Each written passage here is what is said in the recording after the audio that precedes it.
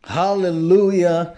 Shalom saudara. Saya Pendeta Gel Pinarta. Senang kembali bisa menyapa saudara melalui renungan kita. How are you today? Tema kita saat ini adalah diawasinya kita. Pembacaan kita terambil dalam kitab Ulangan pasal 32. Mulai ayat 1 sampai dengan ayat yang ke-14.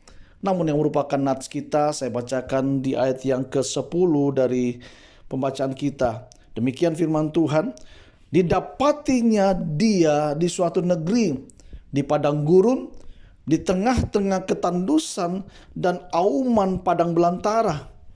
Dikelilinginya dia dan diawasinya, dijaganya sebagai biji matanya.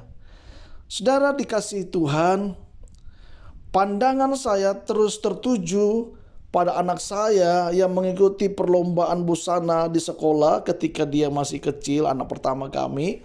Ya, ketika dia masih playgroup kalau nggak salah atau TK.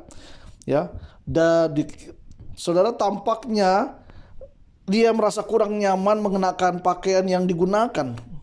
Dan mungkin dia merasa gerah, tetapi dia terlihat berusaha untuk menahannya. Dia berjalan di atas panggung dan menunjukkan keceriaannya saat lomba berlangsung. Ya, saya bangga menyaksikan perjuangannya meskipun ia sempat membuat kesalahan kecil dan dalam gerakannya, saudara. Saya tetap mengawasi dan memberinya semangat. Ya, ia telah berusaha keras, saudara. Dan apapun hasilnya, menang atau kalah, saya tetap bangga kepadanya, karena itu bukan menjadi fokus utama kami. Saudara yang dikasihi oleh Tuhan, bukan hanya saya, orang tuanya anak-anak yang lain pun melakukan hal yang sama. Mereka tidak berhenti memberikan dukungan untuk anak-anak mereka masing-masing yang tengah berlomba. Saya dan tentunya para orang tua lainnya berada di sana karena satu alasan, yaitu saudara, cinta kepada anak. Kedua, mata saya tidak beralih dari anak saya karena saya begitu mengasihinya. Kedua, tangan saya tidak berhenti bertepuk tangan memberinya semangat karena saya begitu mengasihinya. Tidak peduli menang atau kalah, ia tetaplah anak saya. Saudara, ketika merenungkan apa yang saya lakukan, saya teringat betapa Allah telah melakukan hal yang jauh lebih hebat. Melalui nyanyiannya, Musa menggambarkan begitu hebatnya perhatian dan pengawasan Allah kepada umatnya. Bagaikan dia menjaga biji matanya sendiri. Dia adalah Bapa yang juga tidak pernah berhenti mengawasi dan menjaga kita di sepanjang perlombaan kehidupan.